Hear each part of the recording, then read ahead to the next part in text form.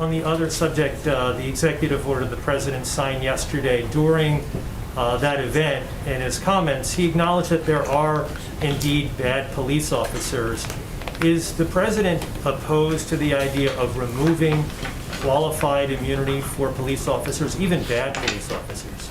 Yeah, so qualified immunity, let me note, is a total and complete non-starter. What qualified immunity would do is it would really enable the police in this country to do their job. That's in the Democrat bill, and I'd argue this, Democrats, they say defund the police, defund the police. We hear that from Congresswoman Ocasio-Cortez and Congresswoman Omar and others. Well, what does the Democrat bill do? By removing qualified immunity, what you're essentially doing is not allowing police to do their job. There would be a decrease in policing in this country. Our streets would not be safe. What President Trump has done is worked with law enforcement to improve law enforcement, to ensure that the bad cops that exist are pushed out of the system.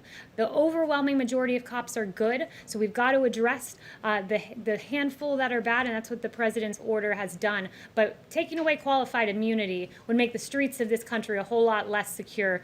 Just look at what happened when we didn't have ample law enforcement out on Lafayette Square. A church burned and multiple officers injured. So how do you handle the situation, Kayleigh, of a bad police officer hiding behind the shield of qualified immunity? Look, I would note that also the court has litigated this pretty strongly. It's been adjudicated. The Harlow court, in that decision, Harlow, the Supreme Court, talked about achieving a balance between allowing victims to hold officials accountable while also minimizing the social cost to the whole, the cost of police officers, for example, pulling back.